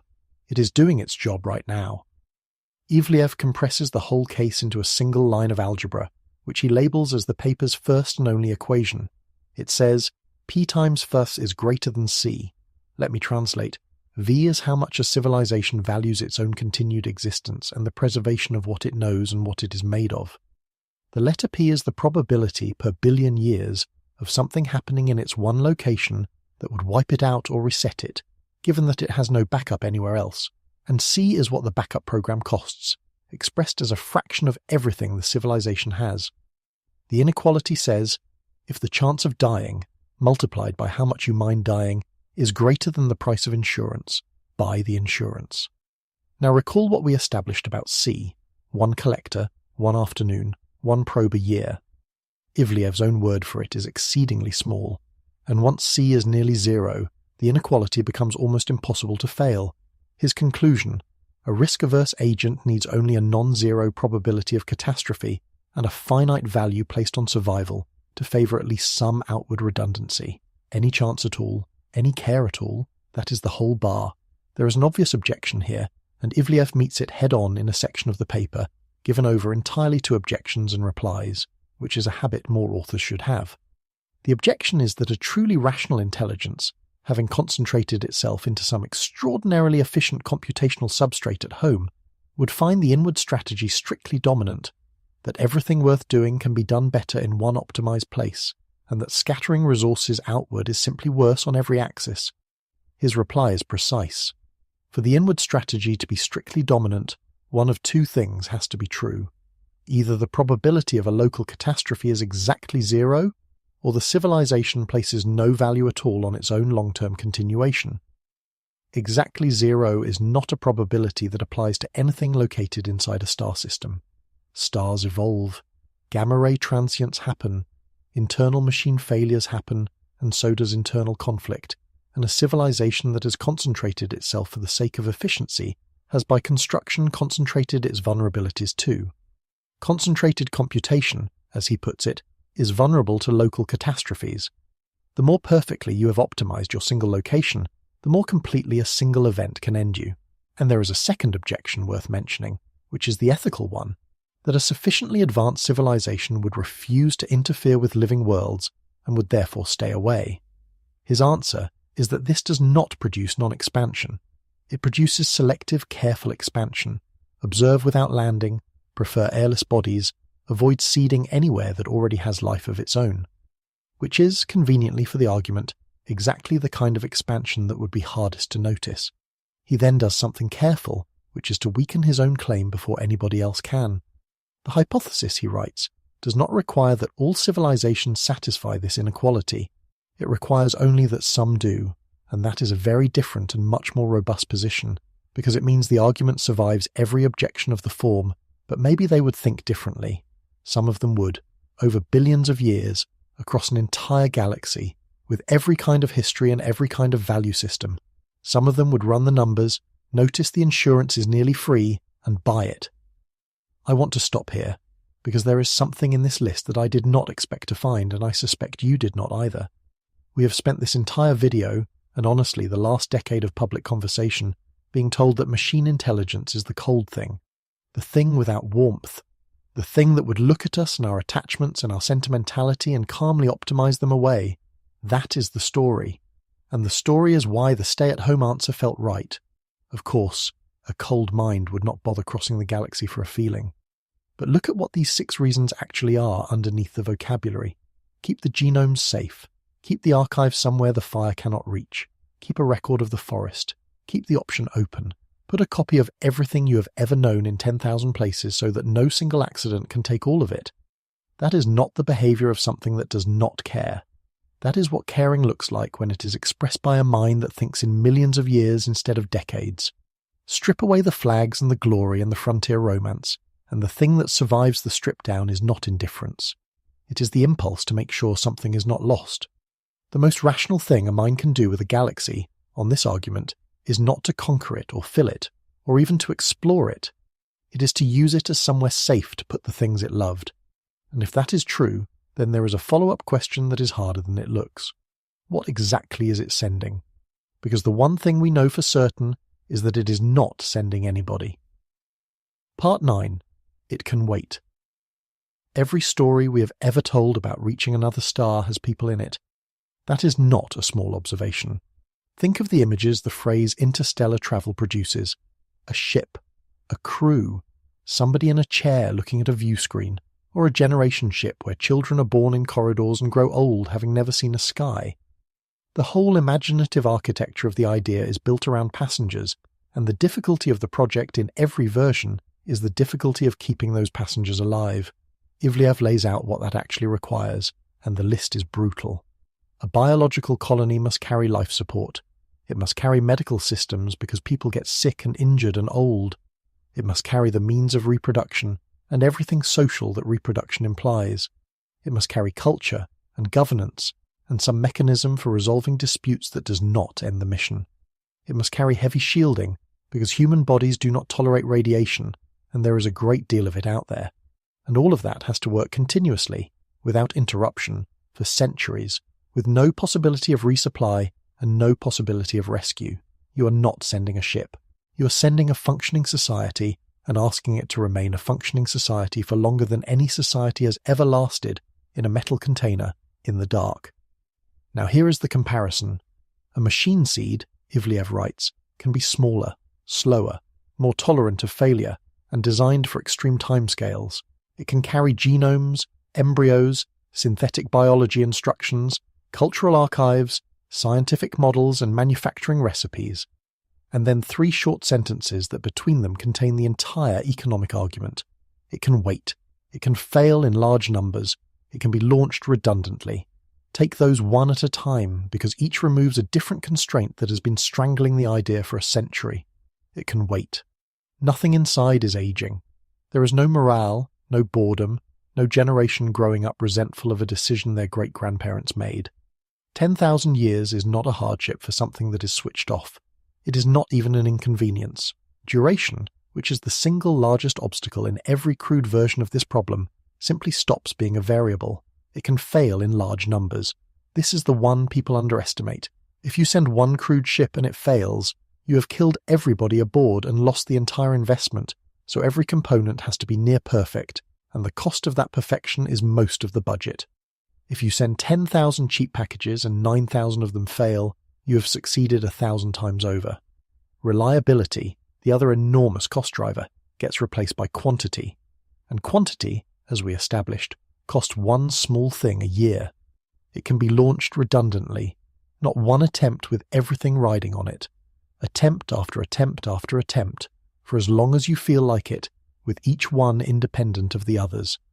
Together, those 3 sentences take interstellar travel from an undertaking that a civilization might attempt once, at the limit of its capability, and turn it into something closer to a routine. And that is why the cost estimates in this argument are not a trick. They are low because the hard requirements were never about distance.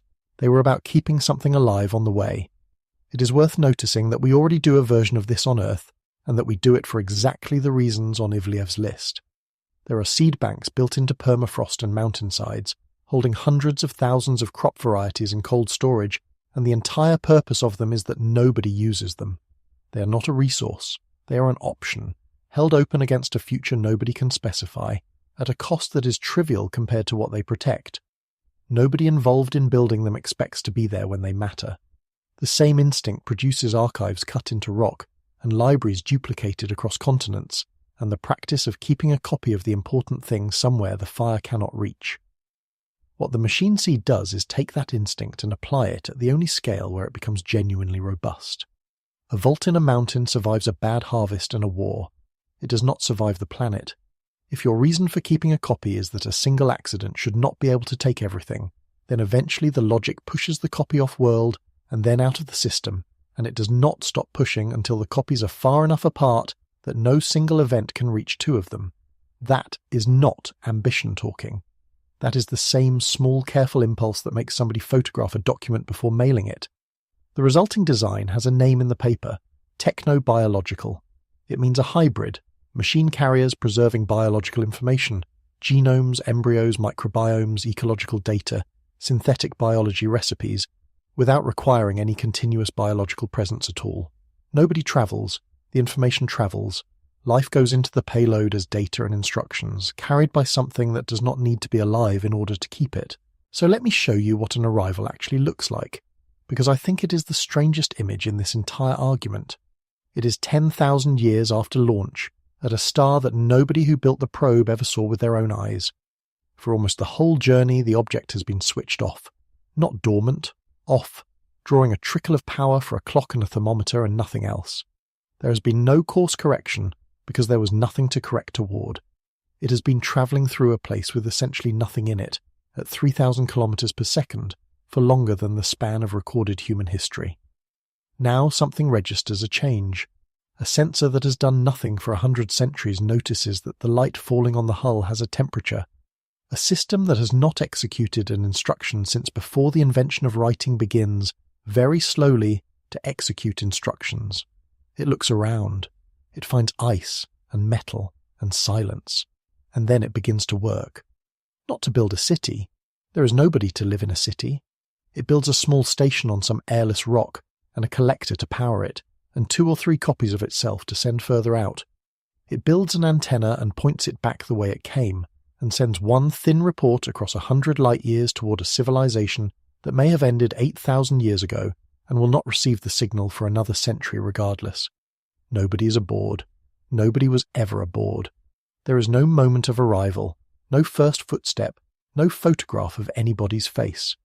There is a machine on a rock around a star doing exactly what it was told with nothing there to be glad about it. There is one detail in that scene I skipped over, and it changes how the whole thing feels. The probe does not know whether anyone is still there. It cannot know. The information required to answer that question is a century behind it in every direction. So it does what it was built to do without any confirmation that the doing matters, which is either the bleakest thing in this argument or the most admirable, depending entirely on your mood. A machine keeping faith with instructions from a civilization it cannot verify still exists is a strange thing to find moving. I find it moving anyway, and I find that genuinely difficult to sit with, because it is simultaneously the saddest version of the dream and the only version that is affordable. Everything we imagine about reaching another world, the wonder of it, the being there, requires somebody to be there. This version has no somebody. What arrives is not us. It is the information about us, the shape of a genome, the recipe for a forest, a record of what somebody once knew and thought worth keeping. But turn it around, because there is another way to feel this. Everything the builders cared about is in that package, intact, and it made it. The species that sent it may be gone, the star it left may have changed, and out there on a rock nobody will ever name, the archive is sitting in the cold, unopened and undamaged, waiting for a reader that may never come. If that is what expansion actually looks like, small, cold, quiet, patient, arriving unnoticed, then a very awkward question follows about the last 70 years of searching. Before we get there, though, we have to deal with the objection that stopped this whole line of thinking dead once before. Because none of this is new. Somebody worked most of it out in the 1970s, reached a conclusion that frightened people, and then somebody else raised a point that put the entire field back in its box for 40 years. Part 10.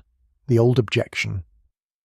In 1975, an astronomer named Michael Hart published a paper with a title that gets straight to the point, An Explanation for the Absence of Extraterrestrials on Earth. His starting position was not a calculation. It was an observation, which he called, in a way that still reads as slightly combative, Fact A. Fact A is that there are no extraterrestrials on Earth now. Everything after that is an argument about what Fact A implies. Hart's reasoning was that if you can build a machine that travels between stars and makes copies of itself when it arrives, then a single civilization anywhere in the galaxy would fill the whole thing in a time far shorter than the galaxy's age. Not a fleet, not an empire.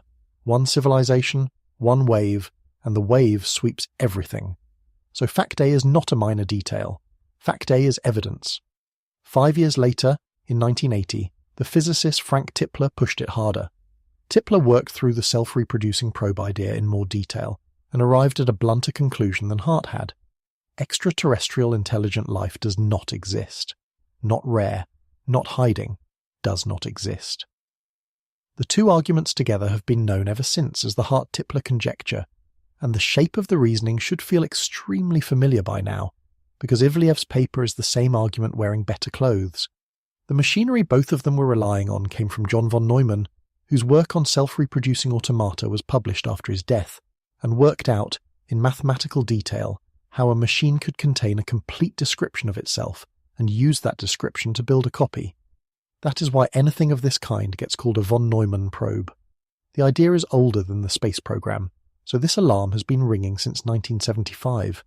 Why is nobody frightened of it? Partly because it was resisted on principle. Concluding that we are alone in the galaxy from an absence of visitors struck a great many people as far too strong an inference from far too little, and there were good reasons for that discomfort.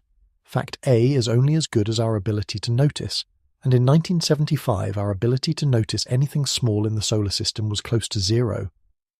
But the objection that really did the damage came in 1983 from Carl Sagan and William Newman, and it was not about whether the probes could exist.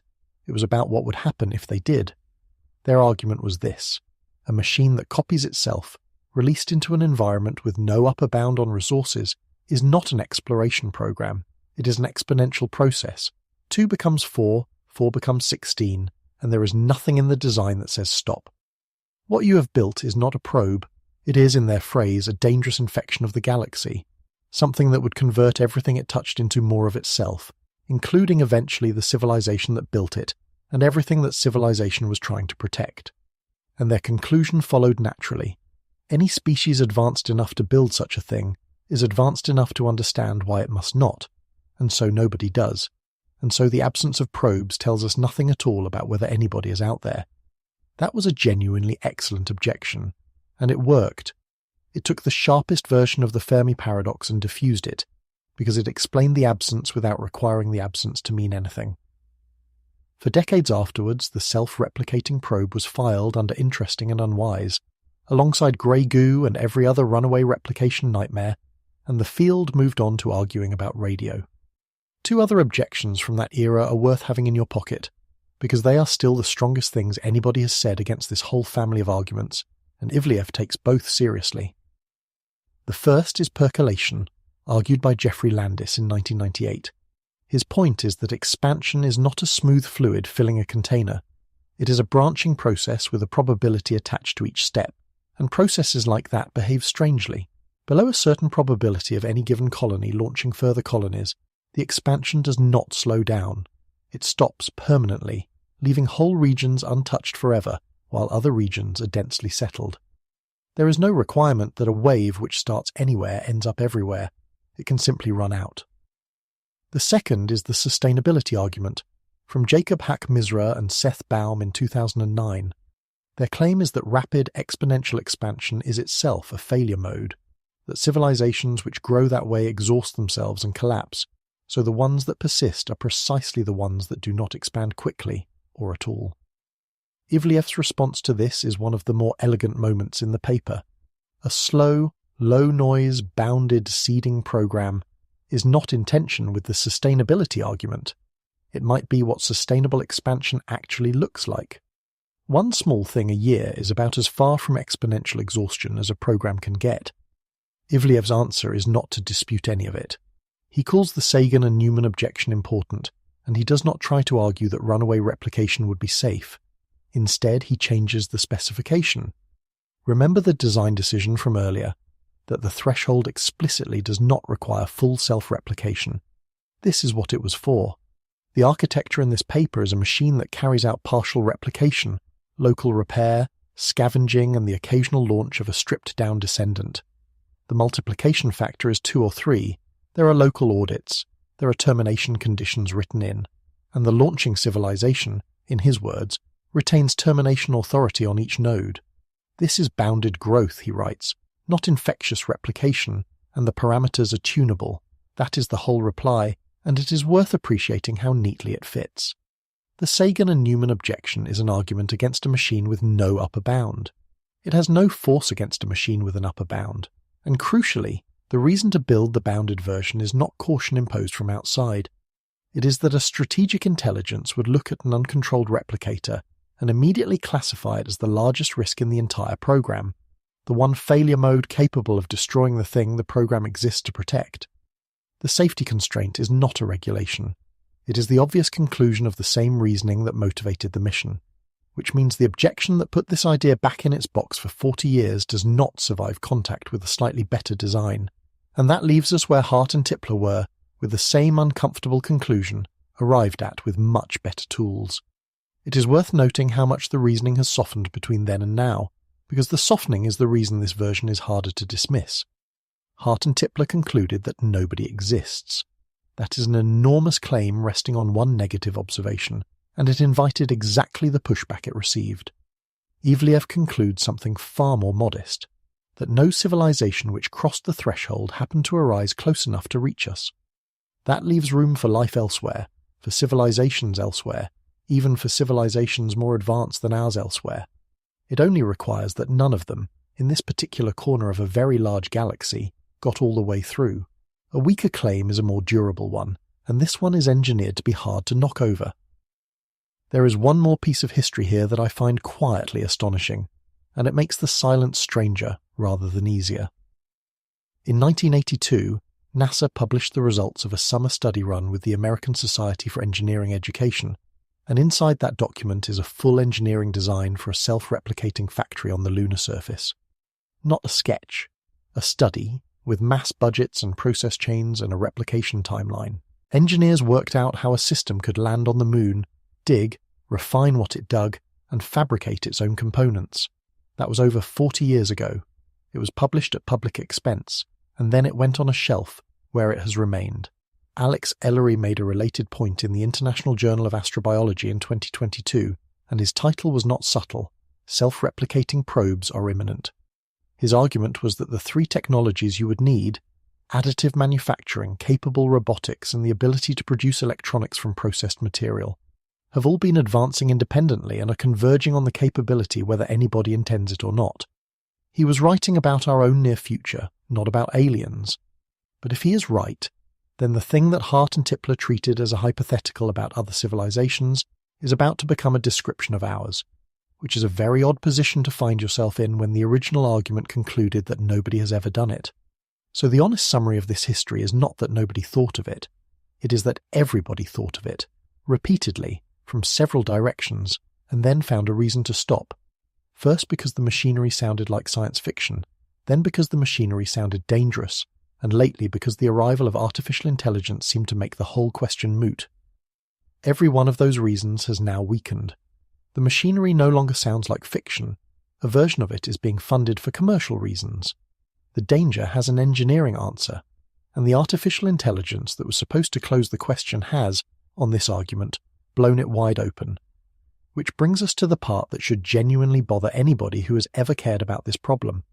If the thing we should have been finding is a small, cold, inert object rather than a signal, then what exactly have we been doing for 70 years? Part 11. We were looking for bonfires. The modern search for other civilizations began in 1959 with a 2-page paper in the journal Nature by Giuseppe Cocconi and Philip Morrison. Their question was simple, and their answer was clever. If somebody out there wanted to be found, what would they use? Radio, they concluded, because radio passes through gas and dust that stops light, because it is cheap to generate, and because there is a particular frequency, the one emitted by neutral hydrogen, that any civilization doing astronomy would already know about and might reasonably assume everybody else knew about too. A natural meeting place on the dial. It was a good idea. It was arguably the best idea available in 1959, and essentially everything we have done since has been a variation on it. We have listened for deliberate beacons. We have listened for leakage, the incidental radio noise a civilization produces without meaning to, the way our own television broadcasts have been spilling outward for decades. We have looked for laser pulses, and in the most ambitious version of all, we have looked for heat. The heat search deserves explaining, because it is the most complete thing we have done, and its result is the most misunderstood. The reasoning starts from thermodynamics rather than intention. Whatever a civilization does with energy, it cannot destroy that energy. It can only use it and release it, and what comes out at the end is always the same thing: waste heat, radiated in the infrared. So if somebody is using energy on an enormous scale, the sky should not be silent in the infrared, even if it is silent in every other band. A star with something built around it would look strange. A galaxy where a large fraction of the starlight had been captured and re-emitted would look extremely strange.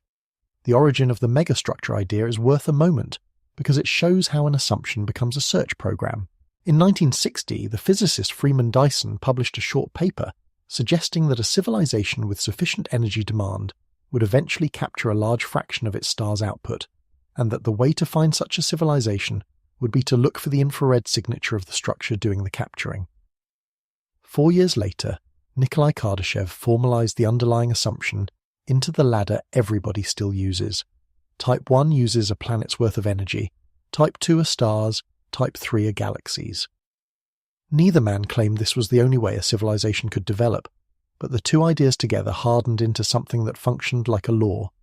That advancement means using more energy, and that using more energy means being visible. Every large-scale search we have run since is downstream of that assumption. That is what the survey called G-HAT went looking for, the initial stand for glimpsing heat from alien technologies. Using all-sky infrared data from the WISE Space Telescope, a team led by Roger Griffith and Jason Wright examined roughly 100,000 resolved galaxies, looking for the signature of starlight substantially converted into waste heat. They found none. Not one galaxy in that sample showed a civilization reprocessing 85% or more of its starlight. That is a real, published, hard result, and it is the strongest empirical constraint we have on anybody. It tells us, with reasonable confidence, that galaxy-spanning civilizations operating at enormous energy scales are rare or absent in the nearby universe. It is worth pausing on the scale of what that survey covered, because the null result is genuinely impressive, and it deserves to be felt rather than skimmed. 100,000 galaxies. Each of those galaxies contains on the order of 100 billion stars. So the search examined, in a coarse and indirect way, something like 10,000 billion stellar systems, and found no case where a civilization had reorganized a meaningful fraction of its galaxy's energy output. That is a real statement about the universe, and it should be respected as one. Whatever is out there, it is not doing the thing we assumed advancement would eventually require. Now read Ivleyev's comment on that result, because the precision of it is the whole point. It supports the idea, he writes, that loud Type 3 civilizations are rare or absent.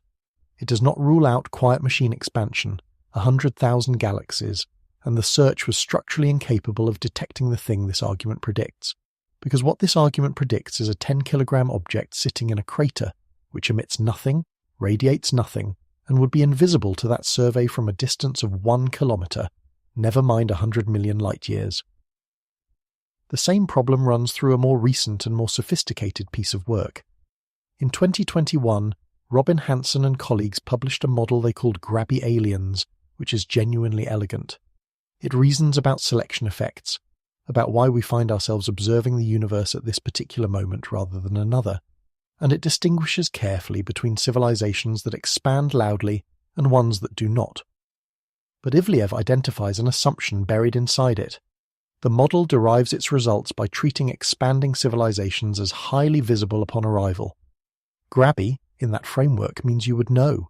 If expansion does not look like that, if it looks like inert objects on airless bodies, then the inference from we see no expansion frontier to no expansion is occurring anywhere near us becomes much weaker than it appears. The Grabby Aliens numbers still constrain something.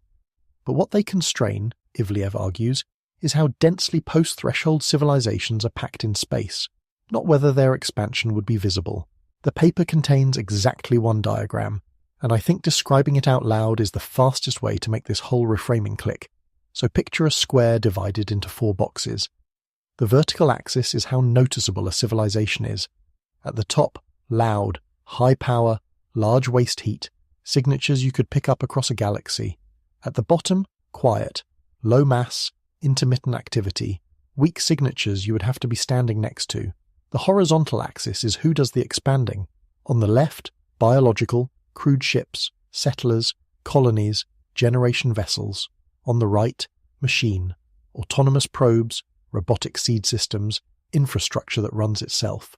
Now place the classic answers: alien empires, settlers spreading across worlds, visible from a long way off, sit in the top left. Megastructures, enclosed stars, galaxies glowing in the infrared, top right. Everything the Fermi paradox has ever been argued about, and everything we have ever built an instrument to detect, lives in that top row. The quiet expansion filter sits in the bottom right. Machine-driven, low noise, partly biological in its cargo but not in its crew. That box is empty. Not empty of aliens, empty of searches. We have never systematically surveyed it, not because anybody decided not to, but because the search program was designed in 1959 around the assumption that contact would be an act of communication, and communication means signals, and signals mean antennas. There is an uncomfortable historical parallel here that I cannot quite shake. For a long stretch of the 20th century, the search for the origin of life concentrated almost exclusively on warm, shallow water, because that was where the chemistry made sense to the people doing the thinking. The hydrothermal vents at the bottom of the ocean were not ruled out. They were simply not where anybody was looking, and when somebody finally went and looked, the ecosystems down there rearranged the whole field. The lesson is not that scientists are careless. It is that a search program, once designed, quietly becomes a definition of what counts as a possible answer, and everything outside the design becomes invisible in a way that nobody notices, because there is no data to notice it with. I want to be fair to 70 years of very good scientists here, because it would be cheap to call this a mistake. It was not a mistake. Given what was known in 1959, radio was overwhelmingly the right bet, and the people who made it were correct to make it. The instruments got better, the surveys got wider, the data analysis became superb. Every part of the program was executed well. It was simply pointed at the top row. There is also a practical asymmetry between the two rows of that square, and it runs in the opposite direction from what you would expect. Searching the top row requires enormous instruments and gets you a statistical answer about a very large volume of space, 100,000 galaxies, and a conclusion that is necessarily about populations rather than individuals. Searching the bottom row requires much more modest instruments pointed at a very small volume and gets you an answer about specific objects you could go and touch. One approach can tell you that a class of thing is rare. The other can tell you definitively that a single thing exists. And in a field that has been starved of positive results for 70 years, the second kind of answer is worth a great deal more than its cost. And there is a line in the paper about this that I keep coming back to, because it applies whether or not any of the rest of the argument holds up. The empirical absence of any such artifact, Ivliev writes, is informative independently of whether expansion is loud or quiet. Think about what that means. It does not matter which theory of alien behavior you subscribe to.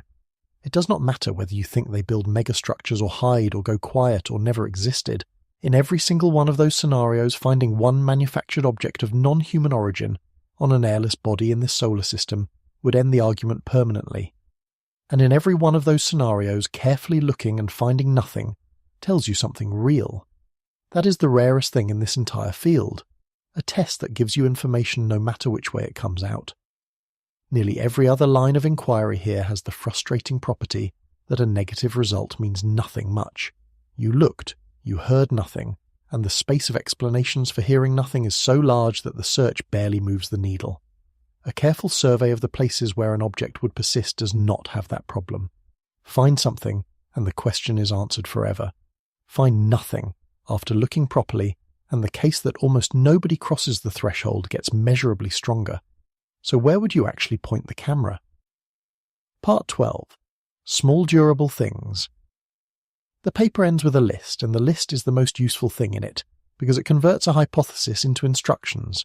7 places to look, each of which tests a different piece of the argument. The first is to keep doing the waste heat surveys. This might seem strange given everything we just said, but it is the right call. Those surveys test whether loud civilizations exist, and that question is still worth answering. Every additional null result there is a real constraint. The second is the one that matters most, and it is not aimed at the sky at all. Search for sparse local artifacts, specifically the Moon, the asteroids, the Trojan regions where objects sit in gravitationally stable positions ahead of and behind a planet in its orbit, other stable orbital niches, and bodies in the outer solar system. Each of those locations is on the list for a reason, and the reason is always persistence. The Moon has no atmosphere and no geology worth the name. Asteroid surfaces are similar, and there are a great many of them. The Trojan regions are the most interesting entry, because objects placed there do not need to be maintained. The gravitational arrangement holds them in place indefinitely, which makes them the closest thing the solar system has to a shelf. Stable orbits generally have the same property, and the outer solar system is cold enough that materials which would degrade in the inner system simply do not. If you were designing a place to leave something for 1 billion years, and you had the whole solar system to choose from, you would choose from that list. The third is to change what we look for around other stars, not megastructures, local anomaly clusters, several small strange things in one system, none of which would be convincing alone. The fourth is to prioritize nearby rocky planets in habitable zones, because if the scientific observation motive is real, those are precisely the systems a probe would have been sent to. The fifth is to search for short, directed, non-repeating signals. Everything about our current listening strategy is optimized for the opposite, a persistent beacon, repeating, that we can confirm by looking again. A system that wakes up, transmits once, and goes back to sleep for 4,000 years would be discarded as noise by every pipeline we have. It is worth understanding why that fifth item is such a specific indictment of how we currently search. Radio astronomy has a genuine and unavoidable problem with one-off events. A signal that appears once and never repeats is indistinguishable from the outside from interference, a phone, a satellite, a microwave oven in the building. The only reliable way to confirm a detection is to look again and see it again. So every serious search protocol requires repetition, and every non-repeating candidate goes into a file marked unexplained and stays there. The most famous of them, a strong narrowband burst recorded in 1977 and never seen again despite decades of re-observation, is famous precisely because it could never be confirmed. If the actual signature of a quiet civilization is a node that wakes, transmits once, and sleeps for millennia, then our confirmation requirement is not a safeguard.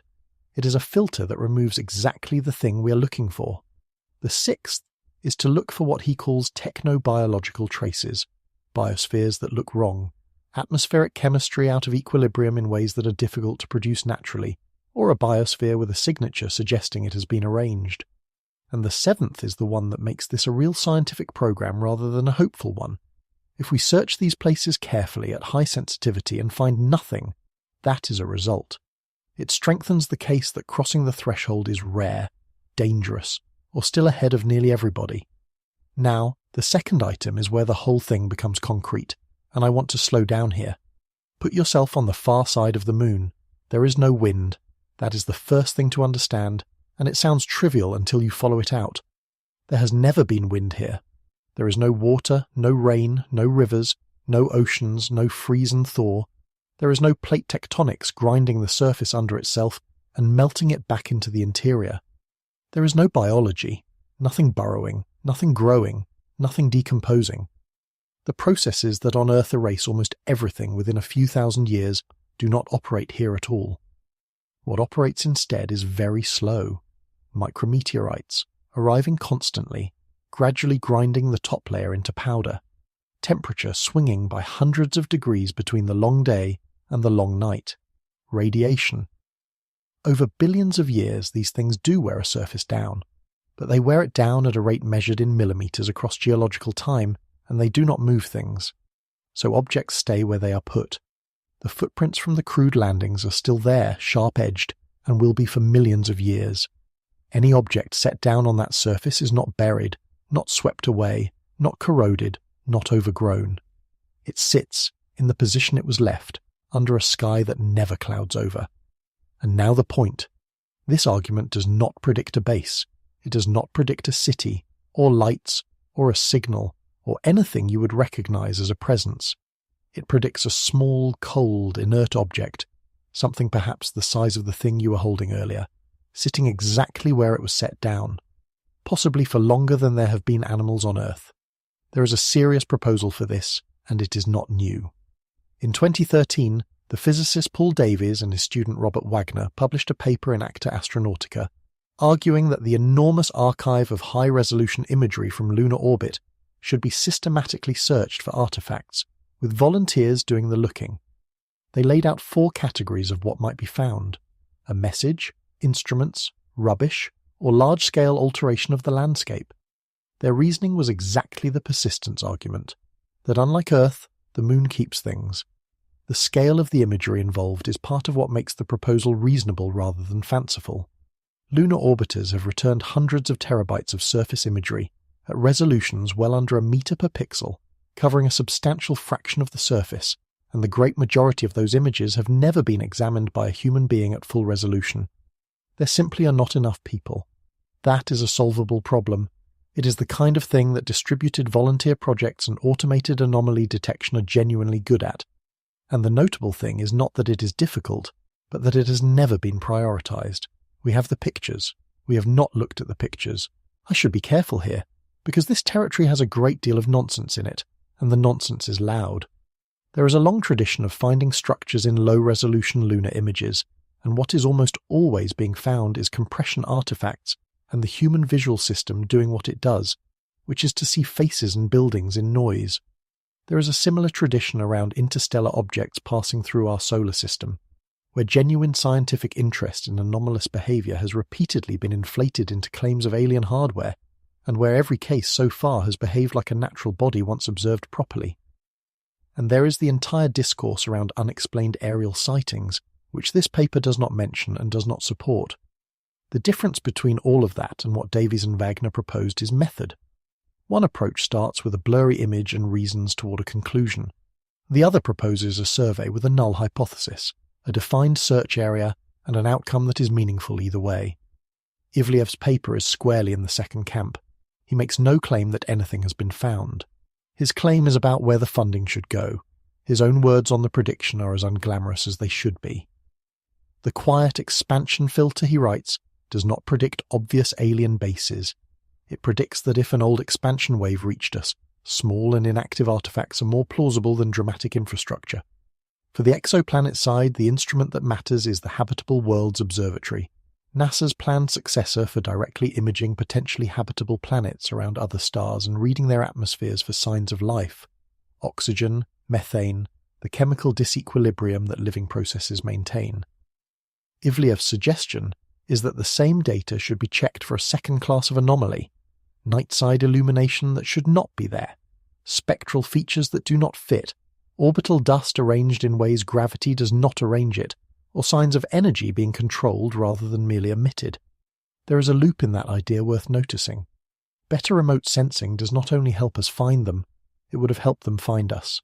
A civilization with good telescopes knows which systems are worth the trip before it sends anything, which means the probes, if they exist, were not scattered at random. They were sent to the interesting places, and by any reasonable definition, a world with an oxygen atmosphere and a biosphere 4 billion years old is an interesting place. Which brings me to the thing about this that I find hardest to put down. The most decisive evidence about whether we are alone may not require a bigger telescope. It may not require a lucky signal, or another century of patience, or a technology nobody has invented. It may be sitting on a surface a few days' travel from here, unchanged for 1 billion years, in a place we have photographed extensively and searched almost not at all. And the reason we have not found it, if it is there, is not a cosmic impossibility. It is not a conspiracy. It is that the research budget went to antennas instead of cameras for 70 years, because in 1959 somebody framed the question as listening. Remember the arithmetic. One small thing a year. That was the entire cost of reaching every star within 100 light years. One modest object, once a year, from one modest facility. Turn it around and it becomes the most hopeful sentence in this whole argument. If the Enterprise only ever required one small thing, then one small thing is all we would need to find. Just one. Anywhere. And every question we have been asking for 75 years would be answered in an afternoon. So what does it mean that we have not? Part 13. The kind of silence. This is. So let me answer the question. This whole thing has been built around, plainly, because you have been patient and you have earned a straight answer rather than another door. What artificial intelligence just revealed about the Fermi paradox is that the silence was never about distance, and it was never about indifference. For 75 years we have argued about those two things almost exclusively. Either the gulf between stars is too wide to cross, or the minds capable of crossing it lose the desire to. Both of those explanations locate the problem out there, in the geometry of space, or in the psychology of species we've never met. Both of them let us off. The arithmetic takes both away. The gulf is crossable for an amount of energy that a moderately capable civilization would not notice spending. And the desire does not have to survive, because the motive that matters was never desire in the first place. It was the refusal to keep everything you are in one place. That motive does not require curiosity or courage or a taste for frontiers. It requires only that you have something you would rather not lose, and the arithmetic to notice that keeping a copy is nearly free. Take away distance and take away indifference, and what is left is the gap. The gap is the stretch between the moment a species learns to build minds that can run without it, and the moment it has become the kind of thing that can survive having built them. On one side of that gap, a civilization is exactly what we are: clever, accelerating, magnificent at solving problems, and located entirely in one place, where one bad century can end it. On the other side is something that can maintain itself away from home, and for which a 10-kilogram package once a year is an expense so small that declining to make it would require a reason. Nothing has ever come out the far side of that gap and reached us. That is what the silence is evidence about, not the size of space, the width of the gap. And that is the terrifying part, and it is terrifying for a specific and unromantic reason. It is not that the aliens are missing. It is that the argument tells you which decades are dangerous, and then points at the calendar on your wall. 50 to 200 years, in the paper's own heuristic and heavily caveated estimate. That is the window in which we either become something that can keep a copy of itself somewhere safe, or we join whatever is on the near side of the gap with everybody else who never made it. And I should say clearly what the paper is and is not, one final time, because it would be dishonest to let the ending carry more weight than the evidence does. This is a hypothesis paper by an independent researcher with a background in economics. It contains no observations. It generated no data. Its author states, in his own words, that it does not introduce a new physical mechanism, a new astronomical observable, or a new selection effect, that both of his moves are incremental, and that the novelty claim is deliberately limited because many ingredients of the argument are old. He says the usefulness of the paper, if any, lies in sharpening where we point our instruments rather than in resolving anything. That is an unusually modest thing for an author to say about his own work, and it is the reason I trust the argument more rather than less. Nobody is claiming a discovery here.